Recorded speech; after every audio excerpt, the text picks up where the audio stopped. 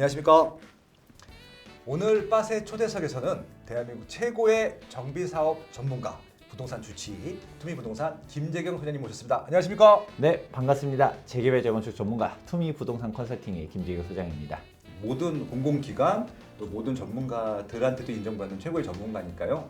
신뢰를 가지고 콘텐츠를 계속 보시면 좋을 것 같다 말씀을 드립니다. 오늘은 어떤 얘기 해주실 거예요? 네, 오늘은 좀 가볍게 준비해봤는데 네. 막상 준비하고 보니까 전혀 가볍지 않은 주제를 가져와 보았습니다. 가벼운 줄 알았는데 갑자기 가볍지 않은 주제가 뭘까요? 정비사업 관련해서 좀 너무 무거운 주제들만 한 것 같아서 네네. 재개발 재건축 현장에서 좀 쟁점이 되는 이슈들을 좀 다뤄볼까 했었거든요. 예. 일부에서는 초고층 건축물 관련한 논란들, 건축비 이슈도 있고, 네. 예, 그러다 보니까 이게 또 의견이 다 나누더라고. 좋다, 나쁘다, 이게 도움이 된다, 안 된다 그런 얘기들이 많은데, 야, 저도 궁금합니다. 네. 그리고 2부에서는 음. 이제 요즘 감정평가 자체가 좀 고분양으로 가고 있는데 맞아요. 이제 고감평이 나오고 조합 분양가도 고분양가가 되는 상황 속에서 좀 이해득실을 또 어떻게 따져봐야 되는지 이렇게 1부, 2부 준비해 보았습니다. 첫 번째로는 초고층 건축 득인가 실인가 이걸로 한번 준비해 보았는데요. 전 시장님 있었을 때는 2030 도시기본계획상 최고 35층 룰이 그렇죠. 있었다 보니까 애초에 초고층 건축 자체가 허용이 안 됐었죠. 그런데 이제는 바뀌었죠. 오세훈 서울시장 체제가 되면서 다시금 2040 서울 도시기본계획이 발표되고 이제 초고층도 허용을 해주겠다라고 했는데 2024년 2월 3일자 기사를 보게 되면 따끈따끈하네요. 성수 1지구에서 조합 주민 투표를 했었어요. 총의 결과 50층 미만에 대한 결정표가 더 많이 나왔다. 70층을 하느냐 관련했을 때 안 한다. 다른 기사들도 쏟아져 나옵니다. 이제 초고층이 정말 안 되는 거냐? 또 최근 기사들 보게 되면 공사비가 너무 많이 올랐다. 네. 그렇다 보니까 초고층 재건축을 주민들이 싫어한다더라. 지금 실질적으로 초고층이 되냐 안 되냐? 예전에는 하고 싶은데 못했죠. 못한 건데 지금은 이제 안 하는 선택지가 되고 있거든요. 초고층이 장점도 있고 단점도 있습니다. 가장 대표적인 단점은 여기 나오는 공사비를 들 수가 있는 것인데 그렇죠. 초고층을 해봤자 허울만 좋고 실익이 없는 단지들도 있고 그럼에도 불구하고 초고층을 고려해 볼 수 있는 단지들이 있는데 근데 이런 부분들에 대한 정확한 설명 영상들은 없이 초고층 해봤자 공사비 엄청 든다 뭐 이런 식의 비판 영상들만 많아서 오늘 제가 한번 안 좋은 점은 명확하게 얘기하고 좀 좋은 점은 또 무엇이 있는지 한번 비교 설명해 드리는 영상 시작해 보도록 하겠습니다. 우선 성수 같은 경우는 2023년도 6월 20일자로 성수 이제 높이 규제가 완화된다. 최고 80층도 가능해진다. 이런 기사가 떴었는데 성수 전략정비구역 신속통합기획안이 발표되기 전에 발표가 됐었던 거고 네네. 그리고 시간이 지나서 보니까 아니나 다를까 이제 서울시에서 본격적으로 발표가 되었었죠. 이제 성수 전략정비구역 한강 르네상스와 이제 연계를 해가지고 실질적으로 이제 신통기획안을 발표하면서 초고층 할 수 있도록 하겠다라는 내용들이 나왔는데 이 내용에 대한 딱 한 장 요약 장표가 이 조감도입니다. 우선 첫 번째로는 덮개공원을 하겠다. 그 전에는 뭐 1지구부터 4지구까지 뭐 강변북로 지하를 하니 많이 맨날 이러다가 맞아요. 확 더 넓혀가지고 한강변에 있는 아파트들의 고질적인 문제점이 뷰는 좋은데 이 소음과 매연과 함께 해야 되는 부분들이 있잖아요. 접근성이 떨어져. 예. 삥 돌아가야 돼요. 한강 접근성이 네. 또 안 좋고 맞습니다. 덮개공원으로 해결하는 부분이 이제 가장 큰 차별점 중 하나. 예. 그리고 두 번째가 음. 초고층 건축을 허용해 주겠다라는 사항이 있었습니다. 네. 예전에 한강 르네상스 당시의 조감도를 살펴보게 되면 그전에는 강변북로 지하화를 일부만 하고 아무래도 비용 문제가 크다 보니까 그렇죠. 그래도 초고층으로 짓게 되면 시원시원하게 한강뷰가 되겠다라는 부분들이 장점. 한강 르네상스 완전 초기 때는 뭐 네. 트리마지 앞까지도 뭐 지하화 뭐 이런 얘기는 있었지만 네네네. 아무래도 이제 비용 때문에 트리마지 앞에는 안 되고 이제 1지구부터 이제 3지구 앞에까지 강변북로를 덮개공원화 하겠다라는 사항이 있었습니다. 네. 이제 초고층을 허용해 주니까 조합에서도 어떻게 움직이느냐 관련된 내용들이 나오게 됐었는데 성수 1지구에서 정식으로 이제 공문을 주고 받은 사항입니다. 서울시에다 질의를 했어요. 우리가 층이 정확히 몇 층까지 지을 수 있냐 하니까 100층이냐 70층이냐 이런 거 안 따진다. 뭐 짓고 싶은 대로 해라. 네. 물론 그렇다고 해서 100층은 못 짓겠죠. 공사비가 안드로메다로 가기 때문에 100층은 못 가겠지만 네네. 서울시에서는 지금 이제 층수 규제 자체를 하지 않는다라는 것입니다. 네네.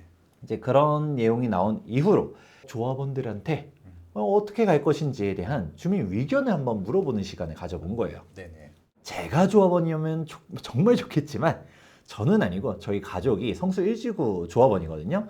이제 총회 책자가 딱 날라왔습니다. 가족이 조합원 있다는 것도 부럽다. 제가 조합원이 되고 싶습니다. 가족 조합원보다는. 그때 안중에서 네. 가장 이슈가 됐었던 게 이제 9호 안건이 바로 어. 층수 결정에 대한 건이었습니다. 네네. 건축법적으로 초고층 건축물이라고 하면 50층 이상입니다. 50층부터. 네. 네, 50층부터. 네. 근데 우리가 49층도 그동안은 우리가 막 초고층 이랬거든요. 워낙 35층으로 눌러놓다 보니까 35층 넘어가면 다 초고층이었지 뭐. 네. 근데 여기서는 초고층으로 안 짓는다라고 해서 뭐 20층, 30층을 짓는다는 얘기는 아니고 그렇죠. 성수는 그래도 49층을 짓겠다는 건데 네. 그래도 이제 초고층 용어에 대한 혼란이 있을 수 있어서 여기는 준초고층이라고 말하고서 이제 예. 진행해 보도록 하겠습니다. 알겠습니다. 일단은 초고층, 진짜 70층대로 가느냐 아니면 준초고층 49층 이하로 가느냐 네. 관련해서 이제 투표를 하였는데 투표 결과 준초고층이 이겼습니다. 아, 근데 이게 압도적으로 된 거는 아니고요. 50층 미만 준초고층으로 투표한 사람이 50.97%, 아, 그리고 초고층 건축물을 투표한 사람이 47.47%, 그리고 일단 난 잘 모르겠다 1.56% 이렇게 나왔습니다. 통계 전문가로서 통계 범위에서 무의미한 그쵸? 결과인데. 그냥 박빙인 거죠. 그렇죠. 예, 그냥 선택의 문제지. 저거는 통계적으로는 의미가 없는 수치인데요. 와. 그리고 투표 자체도 뭐 예. 기권표가 어디로 갈지도 있겠지만 그렇죠. 준초고층에 투표한 사람들 중에서 한 20명만 초고층으로 넘어와도 예. 그 표가 그 표가 됩니다. 그렇죠. 초고층 의미 없다, 준초고층이 낫다라고 판단하셔서 뭐 그렇게 투표하신 분들한테는 뭐 제가 얘기할 건 없지만 사실 좀 정확한 이해가 부족해서 초고층 굳이 할 필요가 있나라는 생각하시는 분들도 있고 저희는 초고층을 바라거든요. 저희는 초고층에 한 표를 넣었었는데 결론적으로는 조합원들이 잘 판단하시겠지만 초고층 했었을 때 메리트 그리고 디메리트 한번 쭉 풀어보도록 하겠습니다. 야, 너무 좋습니다. 네. 이게 아마 비단 성수 전략 정비 구역뿐만이 아니라 다른 사업장 조사에서 분명히 참고하시면 좋은 내용이 될 것 같습니다. 네. 본격적으로 설명하기에 앞서서 기본적인 이해가 필요해요. 일단 네. 초고층 자체가 특혜라고 생각하시는 분들이 종종 있거든요. 개인적으로는 이게 특혜가 아니라고 생각합니다. 그렇죠. 특혜라고 얘기를 하려면 용적률 인센티브를 받는 게 특혜죠. 그렇죠. 예를 들어서 종전에 뭐 2종 일반 주거 지역에서 내가 3종으로 갔다가 종상향이 되었다. 용적률이 높아지니까 아무래도 일반 분양 세대수도 높아지고 사업성이 개선이 되니까 이런 거는 아무래도 뭐 특혜라고 할 수는 있겠죠. 그러니까 뭐 특혜라고 하면 또 이 부정적인 요소도 있으니까 뭐 수혜가 됐다, 더 그쵸. 플러스 알파가 됐다, 뭐 이렇게. 뭐 이득이다 예. 라고 볼 수가 있을 텐데 대표적인 게 이번에 여의도 아닙니까, 여의도. 그렇습니다. 예. 근데 빠숑님께서 말하신 것처럼 이게 예. 특혜라고만 말할 수 없는 게 그냥 주는 건 또 아니에요. 그렇죠. 주고 받는 게 있죠. 예, 뭐 기부 체납을 한다든가 네. 임대주택을 짓는다든가 뭐 그런 사항들이 있기 때문에 네. 제가 나중에 이제 용적률 인센티브 관련해서 한번 또 정리해보는 시간을 가져볼까 하는데 알겠습니다. 일단은 용적률에 대한 이해는 간단하게 설명드리자면 이제 대지 면적 대비 연면적에 대한 비율입니다. 대지 면적이 뭐 예를 들어 100제곱미터다. 그러면 50, 50, 50 이렇게 하게 되면 150%가 되는 건데 근데 용적률을 더 받는 게 아니라 그냥 20제곱미터로 갖다 해놓고서 층수를 쫙 높게 쌓겠다. 이것도 사실 가능하거든요. 용적률이 늘어나는 게 아니에요. 층수를 높이는 것 자체는 그냥 나의 선택이기 때문에 물론 일조권이라든가 아니면 뭐 이제 경관에 대한 상황이라든가 그런 심의적인 측면인 거는 있을 수는 있겠지만 고층으로 지으면 건축비만 더 들어가는데 일반 분양을 더 하는 건 아니잖아요. 약간 랜드마크를 하든 뭔가 내가 좀 더 차별점을 두겠다라는 측면에서 층수를 높이는 거지, 단순히 층수가 높아졌다라는 게 뭐 사업성이랑은 관련이 없습니다. 오히려 사업성 자체는 떨어지게 되죠. 건축비가 올라가니까. 그런 부분들을 좀 이해하실 필요가 있는 거고요. 근데 이것부터도 이해가 없으신 분들이 많아요. 층수를 높이면 이건 뭐 특혜 아니냐? 사업성이 더 좋아지는 것처럼 생각하시는 분들이 있는데 일단 그런 게 아니다. 그러니까 이게 그냥 그대로 올라가는 줄 아는 거죠. 그냥 네. 이게 좁혀서 올라가는 건데. 그렇습니다. 네. 근데 전 시장님은 층수 높이는 걸 싫어하면서 그러면서 또 성냥갑 아파트들은 싫어했거든요. 그럼 어떻게 하라는 게 도대체? 그렇죠. 일명 병풍 아파트들 싫다라고 하는데 네. 말 그대로 용적률 깎는 게 아니라 동일 용적률 법정 한도 내에서 내가 짓는데 네. 그런데 이걸 층수를 못 높이게 되면 그게 오히려 성냥갑입니다. 바로 압구정 현대 아파트인데 네. 보게 되면 그 대표적인 성냥갑이죠. 딱 병풍으로 갔다가 한강에서 딱 바라보게 되면 여기가 높이 봐서 그런 거지 그냥 싹 스카이라인이 정해지는 거죠. 그러네. 지금 딱 보니까 이 아파트 주거 환경 요즘 아파트가 전혀 아니잖아요. 네. 그 좀 속된 말로 뭐 교도소 같아. 죄송합니다. 압구정 현대 아파트 사시는 분들한테 죄송한데 이거 빨리 재건축 해야 되겠다. 그러니까요. 너무 이상하네 지금 이렇게 보니까. 달라질 거니까. 네.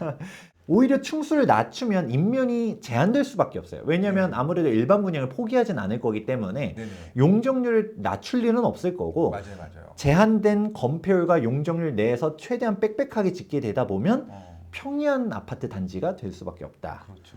그리고 다음 단지는 여기가 이촌동입니다. 한강 맨션. 네, 한강 맨션인데 또 남양 배치로 갔다가 이렇게 배치하는 게 이게 무엇이냐 라는 생각을 할 수가 있죠. 야, 이게 이제 군사정부 때 만든 아파트라서 줄을 참 잘 세웠네 여기는. 박정희 대통령 때 줄을 잘 세웠네요.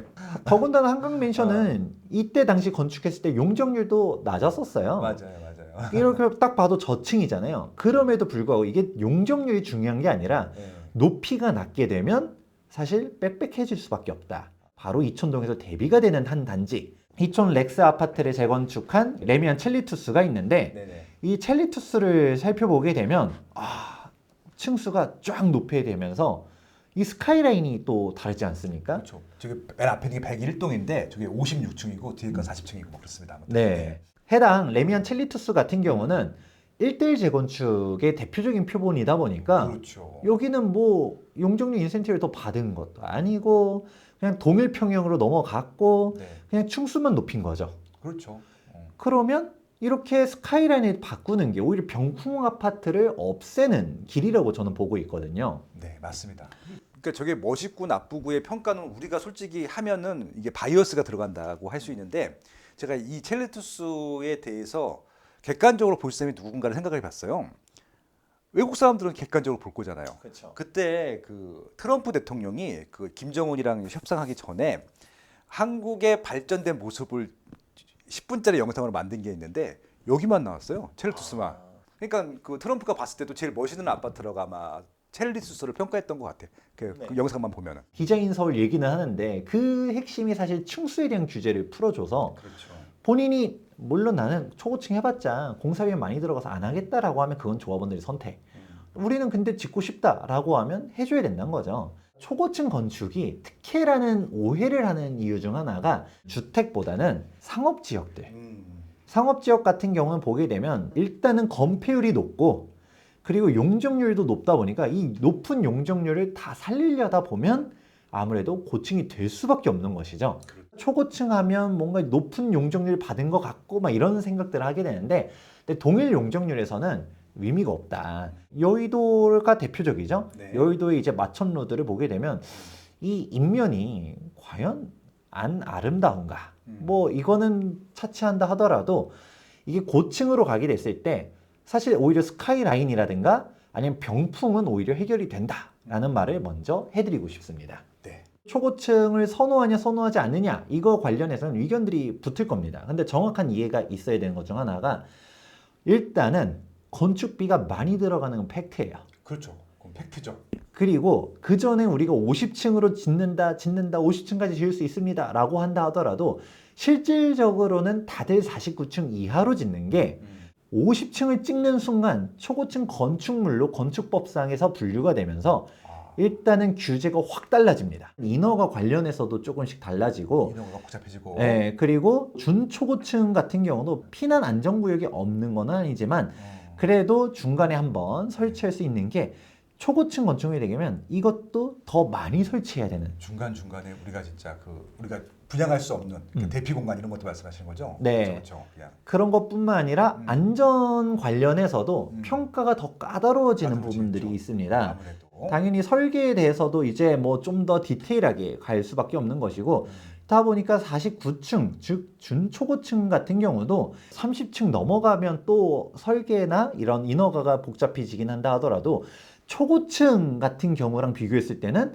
또 훨씬 더 낫다. 인허가 받을 때도 좀 더 오래 걸릴 가능성들도 높고, 그리고 각종 심의들을 많이 받아야 된다는 것 자체가 그만큼 설계가 디테일해지는 거고, 네. 그만큼 비용이 증가되는 문제점들이 발생할 수밖에 없겠죠. 네, 알겠습니다. 좀 요약을 하게 되면 네네. 이제 성수에서 보냈었던 소식지를 한번 보면 좋을 것 같아요. 그래서 좋습니다. 이제 준초고층과 초고층 비교했었을 때 장점은 다들 아는 뻔한 내용이죠.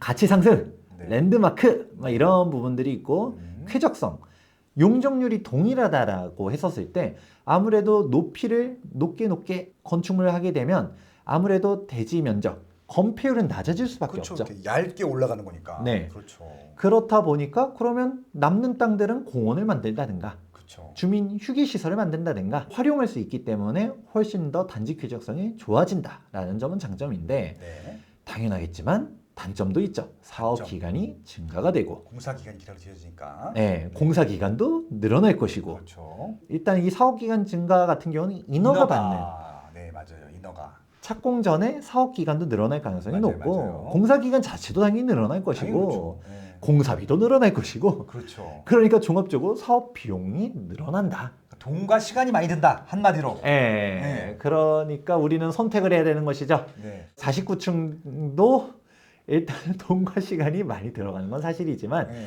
뭐 49층도 괜찮은데 굳이 초고층을 해야 되느냐.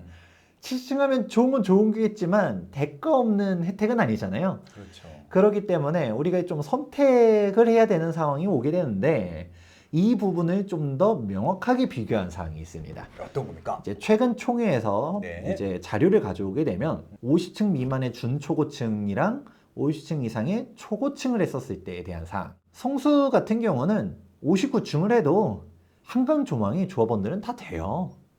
그러니까 성수는 완전 평지니까. 네. 옆에 그 트림바지 보면 알잖아요. 그렇죠. 1층에서도 한강이 보이던데 뭐. 저 트리마제 같은 경우를 보면 정확하게 이해가 되는데, 네. 트리마제가 4개 동입니다. 네. 앞동에 있는 애는 완전 파노라마 한강뷰 쫙 되는 건데, 그렇죠. 네. 뒤에 있는 애는 그래도 사이뷰, 이 사이뷰는 건물과 되죠. 건물 사이로 맞습니다. 그렇게 되는 것처럼 조합원들 같은 경우는 기본적으로 49층에도 네. 한강뷰는 다 돼요. 그럼요. 그런데 초고층을 만들게 되면 네. 파노라마 뷰가 더 늘어나겠죠.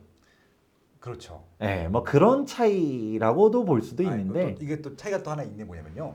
멀리 보여요. 그쵸. 그러니까 네. 조합원 한강 조망은 되긴 하지만 여기서도 퀄리티 차이가 존재한다라는 게 1번. 네. 문제는 네. 공사비를 일단은 49층도 고층이기 때문에 공사비를 많이 들죠. 일단은 네. 높을 수밖에 없어요. 35층짜리하고는 차이는 다르지. 예. 지금 네. 일반적인 아파트 공사비도 평당 700에서 지금 800선들 뜨고 있거든요. 근데 49층 준초고층으로 간다라고 해도 보통은 한 1.3배가 늘어난다라고도 얘기합니다. 그러니까 지금 성수에서는 한 1,100만 원 정도를 예상하고 있고요. 49층으로 해도 네. 와. 뭐 실제로 여의도 공작 아파트가 맞아요. 대우 서밋으로 시공사 선정했었을 때 음. 공사비를 1,070만 원으로 맞아요. 잡았습니다. 지금 최고가입니다. 네. 공사비로는. 그렇게 1,070만 원도 예. 사실 뭐 49층대로 이제 초고층으로 가는 거랑 뭐 준초고층이라고 여기선 얘기하지만 준초고층으로 가는 거랑 그리고 하이엔드로 가잖아요. 맞아요. 당연히 성수도 하이엔드는 기본적으로 깔고 가기 때문에 그렇죠. 보수적으로도 1,100은 생각을 해야 된다. 그런데 여기에서 또 초고층 70층대로 가게 되면 예. 또 그냥 대략 1.3배가 또 늘어난다 라고 생각하면 됩니다. 지금 예상하기로는 1,300만 원 정도를 봐야 된다라는 건데. 단순 계산으로 예. 30평만 잡아도 저게 얼마야? 한 4억 되는 거잖아요. 어우, 그럼요. 공사비만. 공사비만. 예. 그리고 오해하는 것 중 하나가 예. 빠숑님께서 또 얘기해 주셨으니까 말씀해 보자면 우리가 33평에 공사비를 평당 1,000만 원이라고 하면 네. 3억 3천이냐라고 묻는 분들이 있겠지만 엄밀하게는 그게 아니에요. 어떤 겁니까? 전용 면적이 있고 공급 면적이 있고 계약 면적이 있죠. 그렇죠. 공사비는 지하 주차장이니 뭐 이런 조경은 공사 안 들어가나요? 공용 면적. 그렇기 때문에 이걸 계약 면적으로 갖다 계산을 하게 되는데 전체 실제 공사비 자체는 우리가 33평형에 대해서 계약 면적을 따져보게 되면 한 50평 정도 됩니다. 그럼 평당 1,000만 원이면 순수 공사비만 5억이에요. 그럼 이거는 한 그 이상 6억, 10억 가까이 가겠는데. 6억, 7억, 공사비만 6억, 7억이 될 수가 있는 것이고 맞네요. 땅값, 인허가 있었을 때 이런 실비들 그리고 또 금융비용 등은 별개입니다. 그리고 공사 기간도 생각해야 되는데 공사 기간 얼마나 늘어납니까? 우리가 일반적인 20층에 30층대 아파트 짓는 것도 예. 2년 반에서 3년 정도를 잡아요. 저 30개월에서 36개월 잡죠. 네. 맞습니다. 근데 요즘은 죄다 다 3년으로 가는 분위기인데 40개월 정도 보더라고요. 예. 그냥. 근데 여기서도 고층이 되면 또 1.3배 대략 이놈의 1.3배. 뭐 정해진 건 아닙니다만 네네. 대략 뭐 야. 또 여기서 또 초고층 되면 또 1.3배 봐야 되는 거죠. 네. 그래서 성수 조합에서 추정하기로는 일단은 준초고층으로 가도 5년은 잡고 있고요. 조금 GTX 공사 기간인데? 아, 그렇죠. 정확하게? 초고층으로 가게 되면 한 70개월 이상으로 지금 추정하고 있습니다. 6년. 공사 기간만 한 6년 잡는 거죠. 자, 나이 많으신 분들이 좀 불안할 것 같기도 네. 하고 그러네. 살짝 걱정이 되기도 하고. 그러면 네. 공사 기간이 늘어나게 되면 금융 비용도 늘어나겠죠. 당연히 그렇죠. 저거 다 생돈으로 하는 게 아니라 대출로 하는 거니까. 네, 공사 기간이 PF. 최소 1년 이상은 증가될 게 눈에 보이다 보니까 그런 것만 생각한다 하더라도 금융 비용만 3천억 정도는 또 추가적으로 늘어난다. 그리고 인허가도 당연히 늘어난다. 당연히 그렇겠죠. 또. 분명 더 늘 수 있는 가능성이 있음에도 당장 눈에 보이는 수치 뭐 공사 기간은 내가 참고 기다린다 하더라도 네. 공사비만 해도 약 3,800억 금융비용 약 3,000억 6,800억 이래 버리니까 사람들이 숫자만 보면 이거 해야 되나? 우리 준초고층도 괜찮은데? 한강뷰 되는데? 라는 생각들을 하는 거죠. 조합원들 초고층 치층 필요 없다. 너무 높으면 고소고발증 걸리고 초고층 하면 또 이제 위험하다 라는 얘기를 하는데 오히려 그렇게 초고층 하게 되면 위험하지 않도록 안전심의가 어마어마하게 들어가기 때문에 뭐 농담 반 진담 반으로 서울에서 막말로 지진이 나면 롯데월드 타워는 살아남을 겁니다. 그 당연하죠. 그러니까 이게 높으면 높을수록 더 안전하다고 보시면 돼요. 돈을 더 많이 썼기 때문에. 그렇죠? 그래서 지금 말씀하신 대로 대한민국에서 제일 안전한 건물 롯데월드 타워입니다. 네. 예, 지진 10에도 견디게 만들어놨다고 하더라고요. 야. 쓰나미가 몰려와도 예. 뭐 물론 서울에 쓰나미가 올 일은 없겠지만 다 그 건물로 몰려갈 겁니다. 예, 예. 그래도 살아남는 영화 콘크리트 유토피아를 예. 제가 최근에 봤었는데 재밌죠? 그런 단지를 찍을 수 있는 데가 롯데월드 타워가 되지 않을까 네네. 이렇게도 봅니다. 네네. 조합원들은 고민이 많을 거예요. 아, 그러네. 고민이 되겠네요. 진짜 이게 장단점이 너무 명확하니까 예. 차라리 아리까리하면 고민을 덜 할 텐데 너무 명확해서 고민이 될 것 같아요. 근데 저는 좀 역으로 이렇게도 설명을 드려요. 네네. 뭐냐면 사실 초고층이냐 준초고층이냐로 얘기는 하지만 네. 40층대 건축물도 우리 일반적인 시각으로는 초고층이거든요. 그렇죠. 옆에 다 35층짜리 아파트만 있으니까. 너무 오래 걸리는 건 맞아요. 그래서 제 의견은 네. 저희는 초고층이 맞다라고 생각하는 게 이미 49층 가도 공사비는 어마어마하고요. 맞아요. 공사 기간도 어마어마합니다. 그렇죠. 5년이면 긴 거죠. 일반적인 아파트 20층, 30층대 짓는 거 생각하면서 3년인데 막 5년이에요, 6년이 이러면 와 이럴 텐데 네. 5년이냐 6년이냐 차이는 사실 저는 체감되는 게 그렇게 크게 차이 나느냐. 그럼 1년 좀 더 기다리더라도 확실하게 랜드마크를 짓고 또 이미 1,100만 원도 비싸요. 1,300 이렇게 하면 딱 이렇게 숫자로 보여주니까 으악 하는 거지만 네네. 사실 이게 인당 네. 조합원당 분담금 네. 하게 되면 사실 또 다르고 또 나중에 후술하겠지만 성수의 사업성을 생각해 보면 네. 이게 그렇게까지 부담이 안 될 수도 있다라는 그렇죠. 얘기도 추후 설명해 드릴게요. 좋습니다. 문제는 지금 공사비 자체가 올라가는 게 워낙 트렌드다 보니까 준초고층도 싫어 30층대 지을래 라고 해도 답이 안 나오는 게 네. 반포주공 1단지 1, 2, 4주구가 2023년도 5월 달에 49층을 하냐 마냐 총의 결과 이제 부결됐었습니다. 네. 근데 반포주공 같은 경우는 뭐 사실 조금 다르긴 해요. 그냥 49층 하겠다라고 했었으면 이전이었으면 통과됐을 수도 있을 텐데 네. 여기는 2주 철거가 다 끝난 시점에서 이걸 투표로 하고 앉아 있으니까 그렇죠. 물론 이제 시공사나 조합에서는 차질 없이 뭐 터파는 도중에도 뭐 인허가를 빠르게 변경해서 할 수 있겠다라고 제시는 했었어도 지금까지 시간을 얼마나 썼는데 네. 그럼 내가 도대체 언제 입주하느냐? 라는 얘기가 나오니까 그렇죠, 그렇죠. 마음이 조급한 거지. 네. 옆에 첼투스가 있나 보지. 원데일리 막 입주하고 부럽잖아요. 아크로리오파크 이런 것들 부러우니까 아마 빨리 입주하고 싶으셨을 거예요. 또 제가 얘기했던 것처럼 49층이냐 70층이냐 하기에는 뭐 시간 1년 차인데 여기는 49층으로 가게 되면 공사 기간만 최소 2년 이상이 그렇죠. 또 늘어나기 여기는 때문에 시간이 더 문제였어. 돈이 문제가 아니라 시간이 문제였을 것 같아. 문제는 이렇게 해도 공사비가 안 느는 게 아닙니다. 어차피 는다.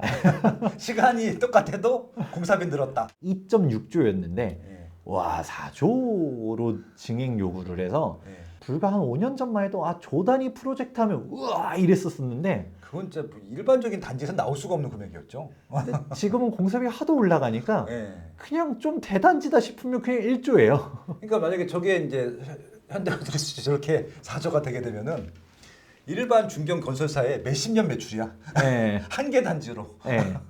근데 이 공사비를 요구한 게 예. 이게 뭐 엄청나게 요구한 것도 아니고 아니 높지 않아요. 예. 평당 548만 원에서 네. 평당 529만 원을 제시한 거거든요. 그러네요. 하이엔드로 짓는데 800만 원대라고 하면 뭐 그럴 수도 있는데 문제는 이게 워낙 규모가 크니까 그렇죠. 숫자로 보니까 억 하는 건 거죠. 3년 뒤에는 음. 일반 아파트 건축비도 평당 1,000만 원 시대에 올 거라고 얘기하거든요. 그렇죠. 차라리 이 돈 쓸 거 돈을 좀 더 보태가지고 고급화를 하고 차별성 있게 하는 게 낫지 않나라는 네. 생각도 듭니다.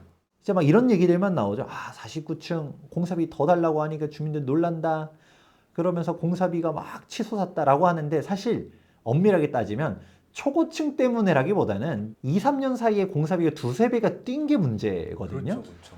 그래서 이거 초고층 논란이랑은 약간 좀 번외로 봐야 되는 거고 초고층이 되면 무엇이 달라지느냐?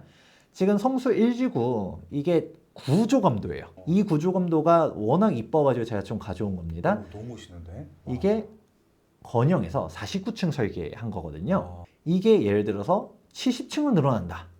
이게 49층이면 높이가 이 정도는 더 높아진다는 거잖아요. 네.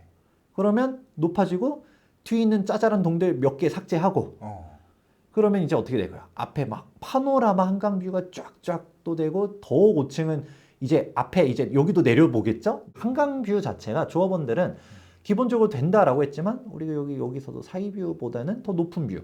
난 진짜 초고층은 무서워서 싫어라고 하시는 분들은 여기 10층도 좋아요. 1층도 좋아. 1층. 1층도 좋아요. 한강 보여. 1층도. 한강도 잘 보입니다.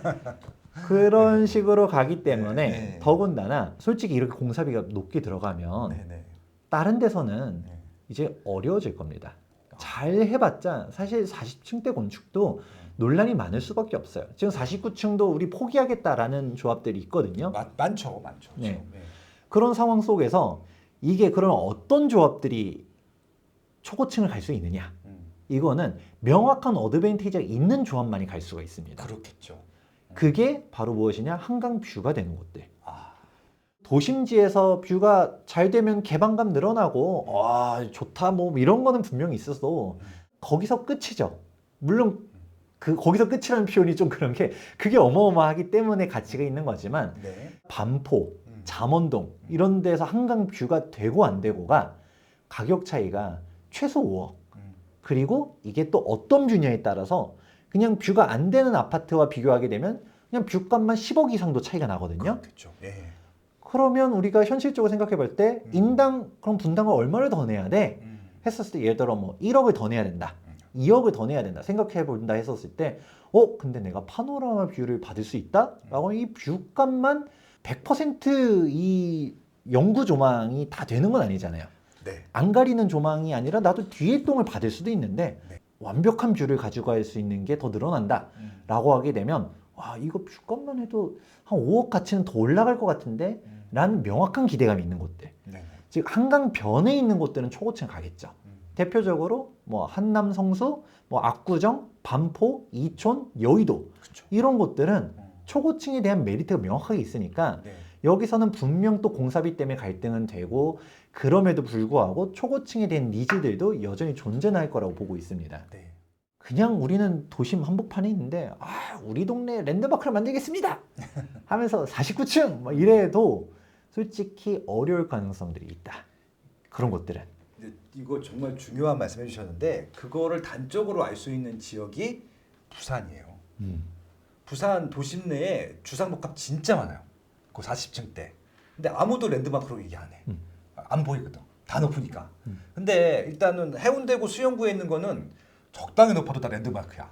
차별성이라는 거는 남들과 달라야 되는 건데 네. 빠숑님께서 말씀하신 것처럼 부산에 뭐 40층들 지어놔도 도심지 내에서는 크게 그렇게 부각되지가 않아요. 제가 뭐 지명 얘기해서 죄송한데 부산 진구 가면 진짜 많아요. 거기 그 주변으로 해서. 근데 해운대구 수영구 같은 경우보다 훨씬 더 이게 높아 보이지도 않고 이게 좀 어떻게 보면 이게 아마 그 뷰의 차이인 것 같아요. 맞아요. 예. 그래서 명확하게 오션뷰든 한강뷰든 뭔가 프리미엄을 가질 수 있는 자산 가치가 명확하게 있는 곳들만이 조합원들이 그래도 우리가 분담금을 좀 더 부담하더라도 가자라는 얘기를 할 수가 있다. 성수에서 지금 49층 자체도 랜드마크가 분명 될 겁니다. 그런데 더 차별성을 주려고 하면 70층 때는 더 짓기가 어려울 거거든요. 그렇죠. 분명 이거를 서울에서 짓는다라고 하면 정말 뭐 말도 많고 탈도 많을 거예요. 그러면 우리가 또 비교해 볼 수 있는 게 바로 성수동에는 초고층, 초고가 3대장이 있는데 우리가 초고층이라고 말했지만 준초고층이죠. 다 50층을 넘지 못했죠. 네. 이제 갤러리아 포레가 45층, 네. 트리마제가 47층, 9층 아니야? 47층, 47층? 아크로 서울 포레스트가 49층입니다. 아, 이게 49층이구나. 네, 아, 그리고 네. 부영 여기가 허가는 받아놓고 계속 착공을 안 하는데 근데 저건 호텔이잖아요. 네. 주거가 아니라. 예. 여기도 일단은 49층으로 네. 허가 받은 이유가 어. 50층을 찍는 순간 돈 너무나도 들어. 돈이 많이 들어가서 네. 라는 거를 일단 이해해 보시면 좋을 것 같은데 네. 갤러리아 폴에는 물론 대형 평수지만 네. 실거래가 또 100억도 넘겼거든요. 아, 저기는 그냥 그 선택 대신 돈 많으신 분들이 가는 그쵸. 거니까. 예. 아크로 서울 포레스트도 대형 평수는 막 그냥 70억, 80억에 그렇죠. 거래되고 똑같죠. 있고 예. 트리마제는 예. 33평형 전용 면적 85제곱미터짜리가 네. 실거래가 40억도 찍었습니다. 그 얼마 전에 그 나 혼자 산데 이지훈 탤런트 나와서 이거 줍줍한 얘기 나왔잖아요. 아 그랬나요? 아, 야, 그 1억 떼돈 벌었죠. 1억 5천으로 줍줍한 거예요. 그 누구나 난거 그때. 그래서 자기가 20년 동안 탤런트 생활하는데 탤런트 생활의 성공보다 그거 산 게 더 성공적이었다고 인생에. 트리마제랑 레벨이 높이 레벨이 비슷하면 트리마제랑 같이 보면서 여기도 좋네라는 생각은 하겠지만 네. 47층 옆에 70층으로 쫙쫙 올라가 있으면 트리마제가 눈에 안 들어오겠죠. 진정한 랜드마크를 만들 수가 있다. 그럼에도 불구하고 분명 성수 조합원 내에서도 저희는 70층 파라고 할 수 있다 하더라도 분명 49층 파도 압도적으로 있을 겁니다. 그렇죠. 예. 왜냐면 결국 이게 돈 문제가 있기 때문인데 네네. 이 돈 문제도 솔직히 말하면 성수가 안 되면 다른 데들은 되기 더 어렵다라는 그렇죠. 말씀들을 해드려요. 성수 한남이 안 되면 할 데가 없지 뭐 재개발 중에서는. 예. 한남은 어려울 거예요. 아마 남산 때문에 거기는 일단 그 고지야 고지. 예, 평지가 아니라. 높이도 있고 예. 그래서 일단은 70층을 하려고 했었을 때 제약 조건들이 되게 많습니다. 한남 뉴타운은 우리 그래도 한 40층 아니면 30층이라도 해도 30층 때도 허가를 잘 안 해주려 해요. 네, 거기는 일단 남산 높이 깔고 시작을 해야 돼서. 네. 그렇죠. 그런데 성수동은 일단 그런 방해물들은 없어요. 완전 평지. 일단 기본적으로 평지고 그리고 여기가 이제 주거지인 뒤쪽으로는 네, 중공업 지역이에요. 맞습니다. 그래서 일조권이나 뭐나 이런 거 민원 들어올 것도 없고 기본적으로 바로 앞이 또 한강이기 때문에 서울시 입장에서도 스카이라인 측면에서도 괜찮겠다 생각도 할 것이고 네. 앞서 얘기했죠. 뭐 70층인지 100층인지를 따지지 않는다. 얘기했던 것처럼 인허가도 프리패스라고 하게 되면 지금 허가해줄 때 해야 된다. 또 중요한 거는 성수는 사업성이 좋아요.